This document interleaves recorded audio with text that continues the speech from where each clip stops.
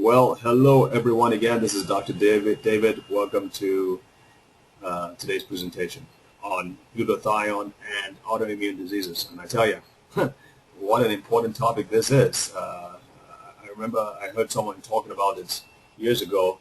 30 years ago, autoimmune diseases were like 3 or 4 that were known of. Now we have close to 100 different autoimmune diseases, and they are ravaging our Western society today. So understanding how to help your body deal with them, overcome them, or even just live with them is very, very important. These webinars, again, folks, are not to be a replacement for your expert medical care. Please check with your doctor before you make any drastic changes to your regimen or to your treatment. Very, very important that you realize that. Please, please, please check with your doctor. This is to help you maintain your health. This is not to treat disease. Okay. All right, and with that, I'm going to quickly read this quote because I think it applies so much to glutathione and just the amazing discoveries they've made about this single well, it's not a technology really. It's more like a fundamental part of our being and how we work. All right, here's the quote.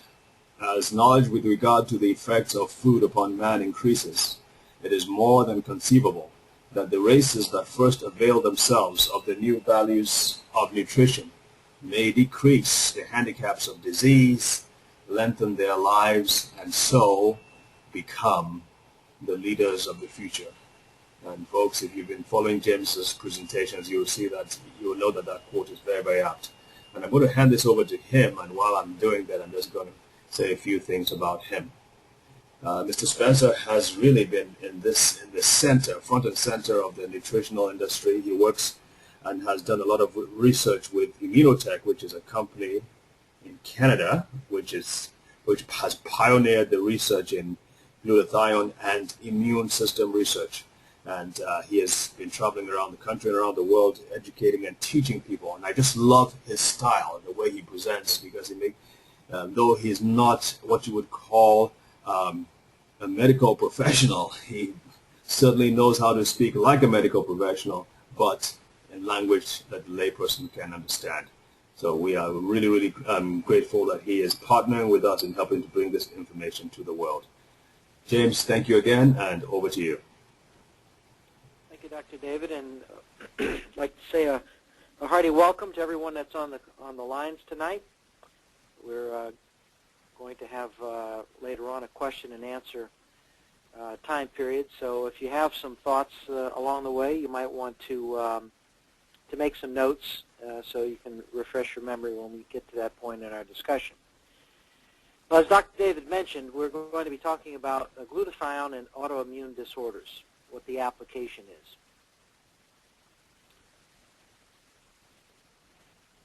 It's seems hard to imagine, but the National Institute of Health, otherwise known as the NIH, has estimated that there's up to 23.5 million Americans suffering from autoimmune disease. But the bad news on top of that is that its prevalence is rising. There are now about 80 to 100 different autoimmune diseases, and possibly another 40 that have been identified and are thought to be autoimmune based. And the vast majority of these diseases are chronic, and they can be life-threatening. It's also interesting to note that it seems to lean toward the females, the ladies of our lives. Autoimmune disease is one of the top 10 leading causes of death in female children and women in all age groups up to 64 years of age. So it's likely that the ladies that are listening in tonight are going to get even more benefits because it seems to be more applicable to them. There's a lot of money being spent on autoimmune disease. The NIH estimates about $100 million a year. Now, they've identified 2 types of autoimmune disorders: systemic and localized. And the systemic disorders include things like the rheumatoid arthritis, lupus, scleroderma, Sjogren's syndrome, Goodpasture syndrome, Wegener's granulomatosis, the polymyalgia rheumatica, Guillain-Barré syndrome, and so forth. Now, the localized autoimmune disorders include type 1 diabetes mellitus. And that's a surprise to many people that it's been categorized as autoimmune.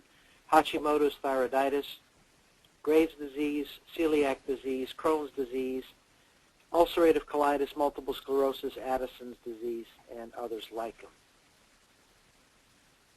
Now, it's interesting that some specialists are linking autoimmune disease to all of the other diseases. In fact, some have been quoted as saying the most common cause of all diseases in the world today is autoimmune diseases.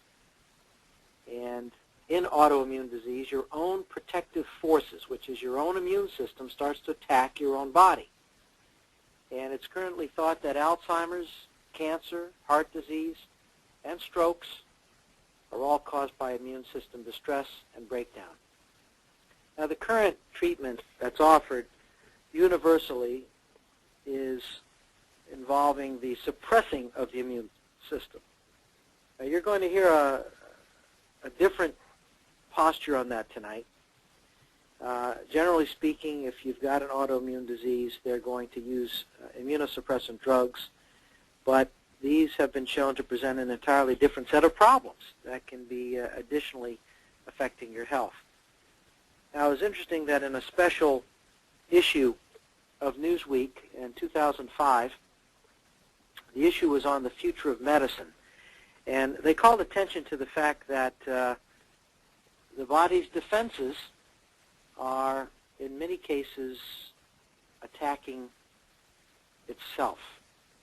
And they linked the ever-widening array of chronic illnesses to inflammatory response in the body. But they also had a caveat. They said that treatments that block the inflammatory response can backfire. Now, they gave as an example a woman, 59 years old. Her name was Meta Kiss. She had never smoked. She was a slender woman, 119 pounds, had almost perfect cholesterol readings. There was no history of heart disease, and all of a sudden she dropped over from a heart attack. But the doctors really promoted the real reason behind the heart attack. She had rheumatoid arthritis. So her immune system had gone awry, and this had presented a huge amount of inflammation, which resulted in a steady increase of heart disease, resulting in a heart attack. The article went on to say that inflammation is emerging as the alpha and omega of heart disease, of bone and joint disease, of arterial disease, heart disease, brain diseases like Alzheimer's, digestive diseases like inflammatory bowel syndrome, Crohn's disease. But interestingly, the DNA damage that is caused by inflammation can fuel the proliferation of cancer cells. So it was quite a revealing article. Now, it didn't discuss very many concepts of how to lower inflammation, but tonight you're going to get a real view of this by learning a little bit about your best answer to inflammation and to immune system balance, and that is intracellular glutathione. If you are able to get and maintain good levels of intracellular glutathione, this is going to be the key factor that lowers inflammation throughout the body. Now, glutathione is still not very well known to people. If, in general, you ask your neighbor if they've ever heard of glutathione, they're going to say, gluta what? You know, they just haven't heard the word. You can go through school and even college and never have heard the word. But amazingly, it's the subject of huge amounts of research right now. And you're looking at a picture of glutathione. It's got 3 protein amino acids, so really it's a tripeptide protein molecule. And it's really the most powerful protector of every cell of your body. If you can imagine a gatekeeper that, I live in Florida, there's a lot of these communities that have gates and gate guards, and you have to go through the guard to get through the gate into the community. Well, glutathione actually modulates what comes into the cell and even what goes out of the cell. So it's like the gatekeeper of the cell. Even though it's still not widely known, if you were to go to PubMed, which is the compilation of the National Library of Medicine, there's over 95,000 medical and scientific papers that are already published on the subject of glutathione. Now, if you went back 20 years ago, you could hardly find any. So there's been a huge explosion of information on glutathione in the last few years. Now, a lot of the advancements in glutathione research were brought about by this gentleman, Dr. Gustavo Bunos. And he was the first person to figure out how to get humans to make more glutathione. You know, it seems like such a simple statement, but really there was so little known about it, no one really knew how to get glutathione levels to elevate. But another thing that he discovered in the course of doing clinical trials with animals and humans over a number of years was its importance in the immune system. In fact, he published this critical statement: without glutathione, our immune system could not function. And as glutathione levels drop, our ability to fight off disease also declines. Now, Bunos was able to start his research over 30 years ago, and he basically has revealed that it was a total accidental discovery that led him to finding out how to get animals and humans to make more glutathione. He was experimenting with laboratory mice and feeding them proteins from all over the world, and there was a company in Switzerland that sent him a big box of white protein powder, and he was able to add it to his list of proteins, and within a few days he noticed that the mice were more energetic that were eating this protein. Within weeks and months he could see that they had a better immune function. They weren't getting sick like the other mice. And interestingly, after 2 years, he noticed the mice weren't dying like the other mice. And indeed, they were able to outlive the other control groups by between 30 to 50%. Now, if you think about it, it makes sense. If your immune system is working very nicely and you avoid disease, well, then there's going to be less impact on the redox status of the cells. The cells will live longer. The cells will split more. And so longevity is really a side benefit of having good levels of glutathione. Now, in giving you a little 101 on the immune system, the two types of lymphocytes are B-cell lymphocytes and T-cell lymphocytes. Now, the B-cell lymphocytes account for about 10% of all the circulating lymphocytes, and they do a job of releasing immunoglobulins to attack pathogens. So that's a very important feature. But 80% of the lymphocytes normally are T cells. And these T cells have the ability to convert to killer T cells, or NK, natural killer cells. And so they can specifically design a cell that can kill specific antigens and pathogens. And that's why it's such a serious situation when a person has contracted AIDS through HIV infection. That's a virus that does not allow the T cells to convert to killer cells. So when that takes place, without enough T cells, you go into a vicious cycle. They can't eat the HIV virus, and so the virus proliferates even more, causing even more of the T cells to not be able to work properly. Now, they've done a number of experiments in which they have deliberately depleted T cells to find out how it affected the immune system, and as could be expected, it dramatically decreases the ability of an individual to fight disease. So you'll be happy to know that one of the critical necessary things that has to be available in your body to make more T cells is glutathione. Now, this was not known 20, 30 years ago. And it's exploding on the scene in the science field because really it's critical to get glutathione levels back up.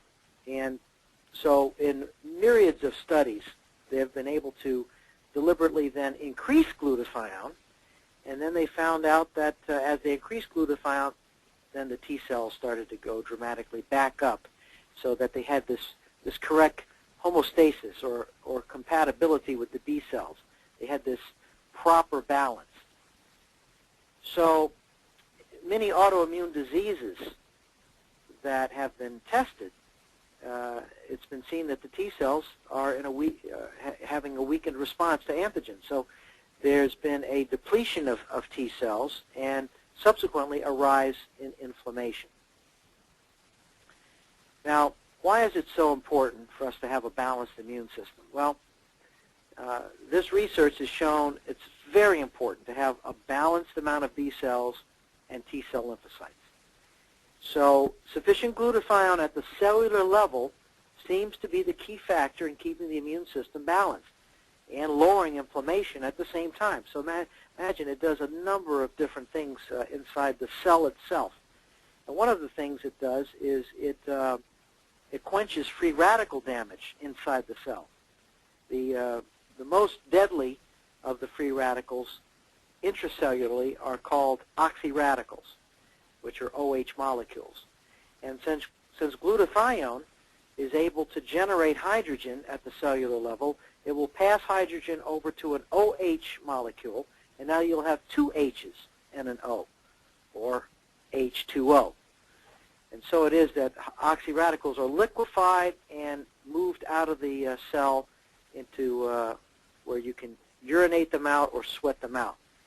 So now what happens as the body elevates the T cells is that the balance causes the autoimmune disorder to seemingly be encapsulated. It's almost like it disappears. This has been experienced by very many people who have done glutathione enhancement. Now, the fundamental amino acids that are needed to produce glutathione, and you notice I said produce it because it actually is generated or manufactured inside the cell. And so you need L-glutamate, L-cysteine, and L-glycine. Now, the complication is that one of these is very difficult to get, and that is L-cysteine. L-glutamate and L-glycine are very common in most of the food groups. I've often mentioned that you could buy a Big Mac and eat it, and you'd have all the glutamate and glycine you needed for the day. But cysteine is almost gone from North American diet. And it naturally is found in very, very few things. It can be found in raw eggs and raw milk, raw meat, raw fish, but it's got its most plentiful supply in raw milk. Now, in this naturally occurring cysteine, you find that it's got two cysteine molecules that are bound together by a sulfur molecule. And this is known as a disulfide bond. And quite frankly, it's almost impervious to the stomach. And it really doesn't break down in the stomach. It goes all the way through the stomach into the colon and into the bloodstream. And that's why people that are in certain countries, particularly third world countries where they drink a lot of raw milk, it's very rare to find autoimmune disease whatsoever. It's very rare to find heart disease, very rare to find cancer. So the glutathione molecule is involved with a lot of modalities, and so it's important to recognize that. Now, all of the cystine proteins are thermolabile. That means they're heat sensitive. So if you cook an egg or if you cook milk, you destroy the bonded cystine instantly. And I think the magic figure is about 140 degrees Fahrenheit. Now, there's some other factors that you should be aware of. There are certain things that can reduce what glutathione you already have. For instance, someone who drinks heavily, alcohol. That's why the liver is damaged by people that drink very heavily and for long periods of time. You can get cirrhosis of the liver and so forth. Well, the liver has a lot of glutathione. Up to 60% of the whole body, the whole entire amount of glutathione in the body could be found just in the liver. Smoking also produces a dramatic drop in glutathione because the glutathione exhausts itself to protect the cells. So you're burning it up while you're doing the smoking. Caffeine, particularly in heavy amounts, we're talking probably more than 6 cups of coffee a day, but particularly endangering people today are the huge amount of these energy drinks that are very, very highly caffeinated. Now, acetaminophen is probably one of the worst culprits. It's otherwise known as Tylenol, and it was actually recently listed in the FDA website as the #1 destroyer of liver in the United States. So be careful about too much use of that drug. Vigorous exercise can burn down glutathione levels because you're damaging muscle tissue. You're elevating the amount of aerobics that your body is going through. So you're breathing more air, and so as a byproduct of breathing, you're producing more oxyradicals. By the way, if you are someone who does vigorous exercise, you should be aware of the fact that if you're not on some type of a cystine donor, as you age and get into your 40s and 50s and above, without supplying the cystine to your body as a supplement, your body will steal the cystine from your muscle tissue at night while you're sleeping. And so one of the hallmarks of old age is that you start losing your muscle. Your body gets flabbier and flabbier because you need cystine to synthesize muscle. Now, if you know someone who's an elite athlete, you're going to be doing them a favor by telling them about getting more cystine. Also be careful of radiation. We've already heard that the sun radiation now is causing more and more skin cancer, but taking one CAT scan is equivalent to laying on the beach for 90 consecutive days, all day long. So one CAT scan is got a lot of radiation. So be careful about doing too many trips to radiation therapy. Infections, by definition, are going to be using up glutathione. So if you're fighting an infection, that's a time to increase glutathione, so in turn you can increase the T cells that are fighting these infections. And aging is, of course, the worst culprit. Generally speaking, you start losing glutathione about the age of 21, but it dramatically drops in the 40s and 50s. And that's when I particularly recommend that you very, very seriously consider glutathione enhancement therapy. Now, there's alternative ways to increase glutathione. They make a synthetic form of cystine. You can buy it in a health food store. It comes in pills and capsules. However, much of it is broken down and lost in the digestion process.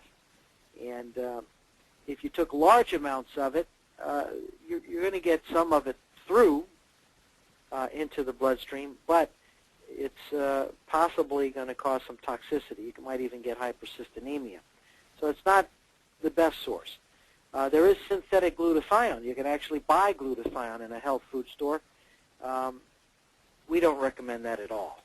As a matter of fact, all of it is generally destroyed in the stomach and passed as waste. And there's no clinical proof whatsoever that this method has any effect in increasing glutathione. Now, there is a synthetic form of cystine known as N-acetylcysteine, and it's injectable, and it can also be taken in pill form. Now, it has a short half-life, so its effectiveness, while allowing it to get through the stomach, is possible. In fact, there appears to be about a 9% to 11% absorption rate through the stomach, and it's even more effective if it's injected.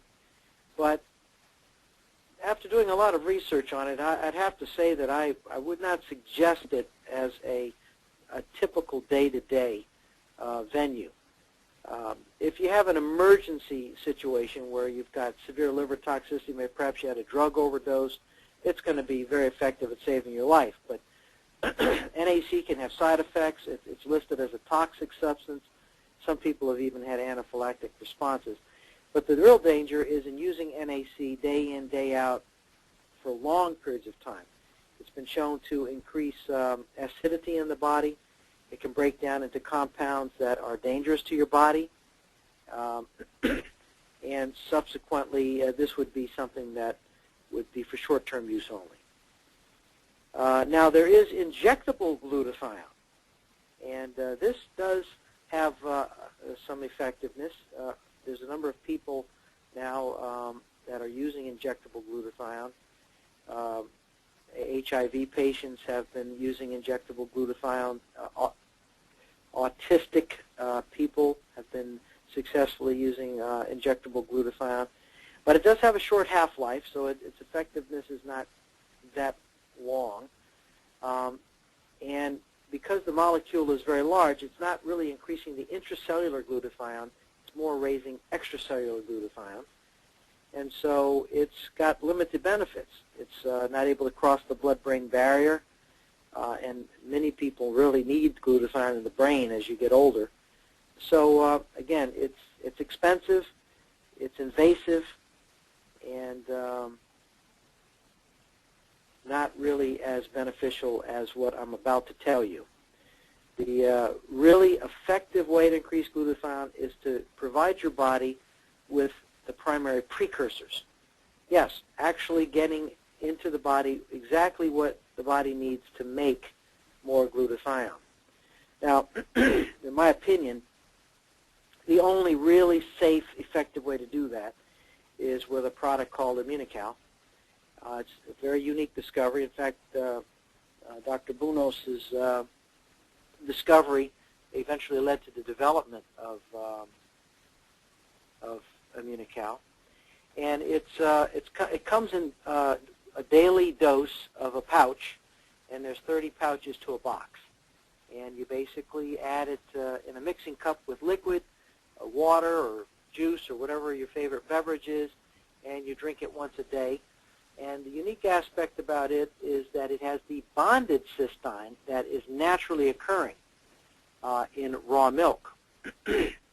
Now, in the case of Immunical, the company that produces it went to great lengths to get the type of milk protein that would be very, very healthy. So they had a special herd made available that has never had ever any type of hormone treatments or antibiotics.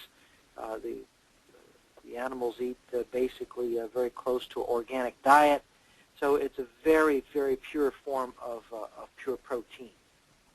And it's been able to give a lot of benefits to individuals.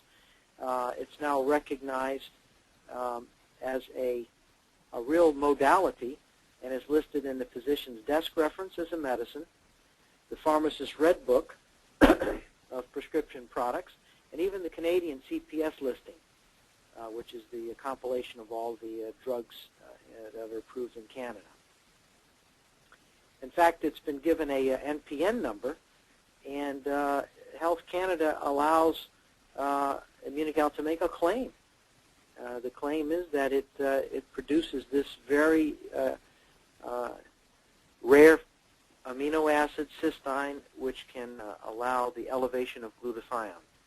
And so it's really a clinically proven product that can optimize and sustain human immune function. The United States has approved it for Medicare, and it's in Medicaid in many, many states, and it's growing in popularity.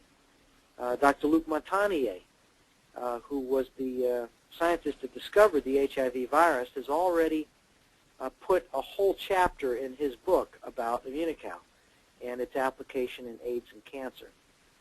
So this gives you a real overview of really what's needed to ameliorate some of the complications that are arising with autoimmune problems. And the vast amount of research is really indicating that raising glutathione levels is the key element in helping to ameliorate some of these complications from autoimmune disorder. Now, if there's anything that we wind up not answering any questions tonight, feel free to call the 800 number, leave your name and telephone number. We'll call you back and get extra information to you, either by mail or we'll talk with you over the phone. So at this point, Dr. David, we're going to open it up to questions, and I'll let you take over from here. Yes, sir, absolutely. Thanks again for great information. All right, folks, you know the drill. Type in your questions in the top right hand on the side of the screen. There's a blue floating panel up there. By the way, if you're joining us for the first time, this is a part of our series on glutathione. And we've had close to 6 or 7 presentations now. We've had 2 by Dr. Gutman on glutathione and cancer, and then 1 on glutathione in its general applications. And so what James is doing is actually taking each application and expanding upon it and really taking us in depth, as we've seen tonight, on how glutathione applies to each area. And so he has talked about glutathione and diabetes, glutathione and cancer. Tonight has been glutathione and autoimmune disease. He's also done one on heart disease.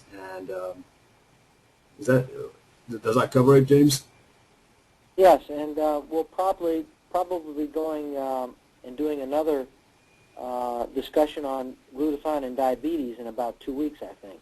That's right. That's right. In about 2 weeks, on the I believe the 12th of July, we'll be doing a presentation on glutathione and diabetes. A very, very important topic, especially in this country where diabetes is becoming an epidemic. All right. Let's look at the questions. Yeah, by the way, the presentations, again, we'll put some of these into a series, and you should be receiving an email. A collection of these presentations will make them available for you at a good rate. So you want to have these, especially those of you who are actually using this product that he has talked about. You might want to use it to educate yourself and to make it available for others. Obviously, it's free for those of you who are using, who have actually become users of the product through our webinars. Not everybody, but only those through the webinars who have become users of the product. We will send you these recordings for free. All right. Okay. Do people with dairy allergies or intolerances have issues with Immunogal? That's a good question because, you know, there are more and more people that are having complications with dairy products. This is a pharmaceutical-grade protein. So what they do is they take out all the potential allergens. Lactose is removed, casein is removed, the fats are removed. So basically, even someone that's very allergic to a milk product probably will have no problem with Immunical. Okay, great. There's a similar question. I have a dairy allergy, so I use a transdermal cream with glutathione. How effective is that approach? Do you know? Not very effective. Transdermal glutathione is, again, going to have a short half-life, and it's not very efficient. There's not really a lot of impressive clinical evidence that it's going to work. And again, the precursors are needed to raise intracellular glutathione.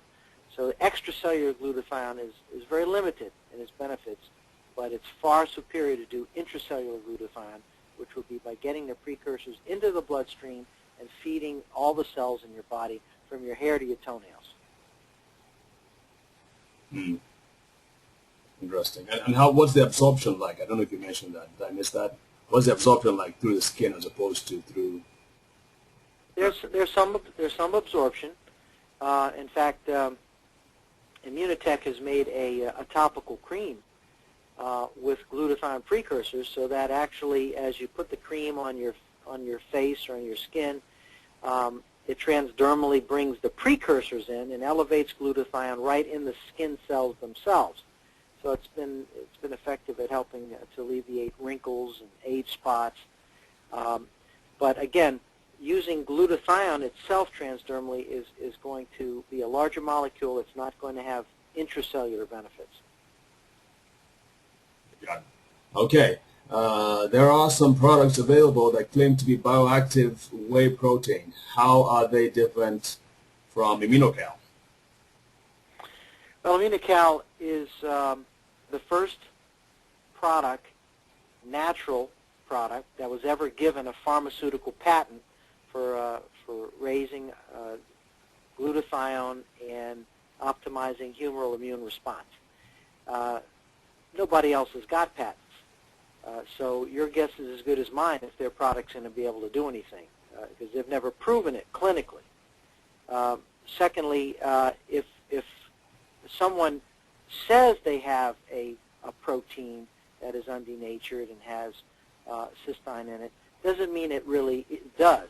I myself went and tested a number of different proteins. I went into a number of different health food stores, and I got big tubs of protein, and it said right on there, undenatured protein. Well, I took it back home. By the way, they come in chocolate, strawberry, vanilla. That should give you the clue that they are denatured, because you can't mix these flavors with undenatured proteins. Mm. And so if you scoop one of those proteins and drop it in a glass of water, it easily stirs in. It's been hydrolyzed. If you take Immunocal and drop it in a glass of water, it floats. And so that's an easy way to tell if it's really undenatured protein. And if it's not undenatured, it is not going to have cystine available, and you're not going to be able to do anything for your immune function. I see. So what some would consider a disadvantage in that it floats is actually actually the key to why it's so effective. That's right. You have to mix it with centrifugal force to produce the wetting agent that gets the liquid mixed in with it so that it is rehydrated. Now, some people put it in food because they find it more difficult to drink it. What do you say about that? Well, it could be mixed in with applesauce or yogurt. What you want to really avoid is mixing with any other proteins at the same time.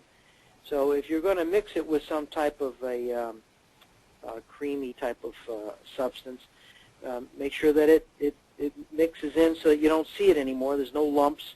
And then quickly eat it. Don't let it sit for long periods of time. But remember, when you take it with any other foods that have proteins, there's only a certain amount of pathways for protein when you digest protein, and so you want these rare proteins to not get blocked by other predominant proteins. So that's why I suggest that you really don't mix it with a protein shake or a protein drink. You mix it alone, either with water or with a juice that doesn't have any proteins in it. Got it. All right, so some interesting questions. What do you recommend for someone who has been exposed to pesticides and has multiple chemical sensitivities? Will glutathione help? Yes, very dramatically. But just a caution, if a person has multiple chemical sensitivity, start them on small amounts of Immunical, because glutathione has the additional ability of detoxifying the body, and it liquefies heavy metals and carcinogens and heavy toxins. So it may very well shake loose some toxins that are inside the liver and other parts of the body, and there may be an uncomfortable detoxification reaction if too much Immunical is taken all at once. Normally you can take 1 or 2 pouches without any trouble, but again, with multiple chemical sensitivity, you might want to start with a teaspoon or half a teaspoon, and over a period of days start working yourself up to a full pouch. That way you won't have any uncomfortable detoxification. The detoxification could be in the form of a runny nose, you could sweat more, your stool could turn black, you might get a rash on the skin. This is nothing to be worried about. It's just some detoxification mechanisms, and it usually passes and goes away within a few days. That's a good point about being careful doing the detoxification part. I think that's a very good point. Now, you mentioned that you mentioned splitting the pouch from time to time and going slowly. Is there any danger in having the pouch, the rest of the powder in the pouch being exposed and denatured or reduce the efficacy? Well, once you take some out of the pouch, just fold the pouch over and keep the air out. And by the way, that's another unique thing about Immunical. It's kept in airtight pouches. If you really had a full tub of undenatured protein and opened the tub, the air will denature that protein in that tub long before you ever used it up. So they really don't understand the science of glutathione. Right, right. Okay, you mentioned diabetes type 1. Is there any effect on diabetes type 2? Does it help someone? Well, age onset diabetes is another name for type 2. And there's a school of thought that if glutathione is kept at good levels, that essentially it's going to help you stave off type 2 diabetes. And so there's been very, very good reports of people that have elevated their glutathione levels and been able to control their sugar levels very, very comfortably. And it's just completely given multiple benefits. Great. Okay, what pregnancy? Can I take it during pregnancy? Well, most doctors that are aware of the benefits of glutathione heavily recommend glutathione enhancement for pregnant women, or a person that wants to become pregnant, or a person that has already had a baby and is lactating and nursing. All very strong reasons for raising glutathione.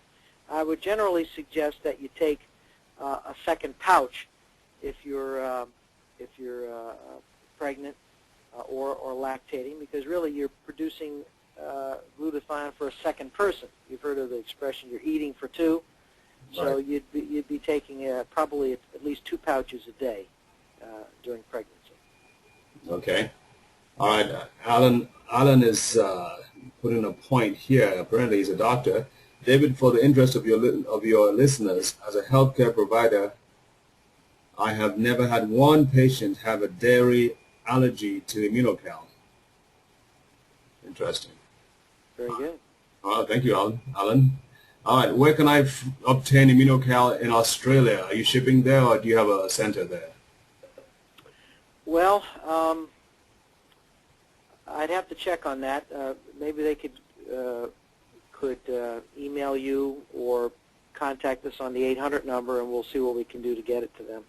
Well, Patricia, there's always a way. There's always a way to get stuff over, and we've a couple of times here too. We've tried when we've had a wonderful presenter or technology on, and people in Australia want to get it, we find a way. So just go ahead and call, like as James mentioned. All right. Does this powder work just as well in yogurt as well as when mixed with juice, and does it mix well in yogurt? Yes, it'll disappear into yogurt, and it's fine.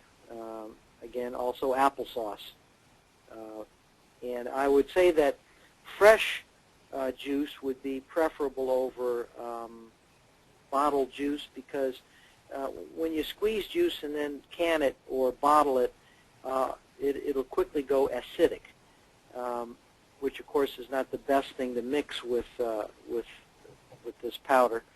But fresh juice, surprisingly,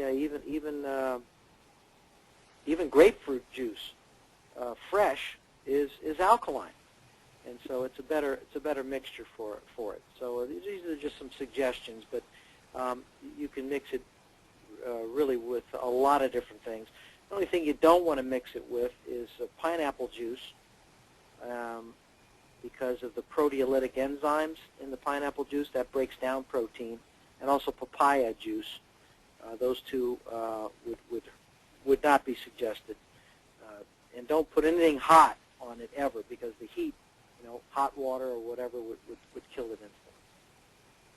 Got it. Got it. Okay, Betty wants to know, I guess you answered this question, but let's have it again. Will aminocal cause the body to make more of all three, glutamate, cysteine, and glycine? No, it primarily will. It's primarily a cysteine donor, and cysteine is the rate-limiting factor on the production of glutathione. So, what decides if Betty is going to make more glutathione is cysteine, and that is the key element of immunocal. Uh-huh. Okay, Sarah is saying, I think this is the last question here. Isn't yogurt a protein source which you just said is contraindicated to mix the powder into? Yes, and I will say again that it's not on the top of the list of what I would recommend. It's if you can't take it any other way, then you could use it with yogurt. But I don't recommend yogurt as being the basic way that you do it. It's far better to do it with water or juice. Excellent. Well, that covers it for the questions tonight. Folks, remember to call into that number. Well, you know what, James, why don't you say it out? Because there are people who are calling in and who can only hear over the phone. So. You mean say the name of say the phone number? Yeah, say the phone number if you don't mind. It's an 800 number, and it's a 779-2837. So that's 800-779-2837. Great. Excellent. Well, that covers it for tonight. Thank you again, James. Folks, remember the 12th of July, and of course, if you're on our email list, we will send out reminders. We'll be doing a presentation on glutathione and diabetes, very, very important topic. And of course, we have other presentations that are coming up in the next weeks and months ahead. James, any final words you have for us? I just want to thank everyone for being on the line, and also remind them that they can invite their friends and neighbors and relatives and acquaintances to also be on this call. It's really a nice, it's a spectacular way to get the word out. But they need to spread the word also. And you can use this as a venue to invite more people to hear about it. Absolutely, absolutely. You guys need to spread the word. Spread the word. People need the information. They really, really do. And of course, purchase the recording so you can send that out. I mean, that's even a more compelling way to spread the word. When people actually listen to the presentations, they feel that they need more, and they come and attend these presentations as well. And again, as I remembered, if you, as I said earlier, if you do decide to purchase the glutathione booster, immunocal, and let us know, we will send you these recordings free of charge. So. Do you have a website? Phyllis in Brisbane. She enjoyed the wonderful presentation. I guess the website, of course, is immunocal.com. Right? Well, no. I would suggest that she types immunotech.com. Oh, that's right. immunotech.com/Jim Spencer. Great. Thank you for correcting me. Immunotech, IMMUNTEC / IMMUNOTEC. I better just Immunotech with just TEC. That's right. / Jim Spencer, all one word? All one word. Okay. Okay. Thanks a lot. So let's go to that website. If you have any questions, just call the number or send us an email. Okay. Folks, spread the word. Like Jim said, take care and have a great night. God bless. Good night.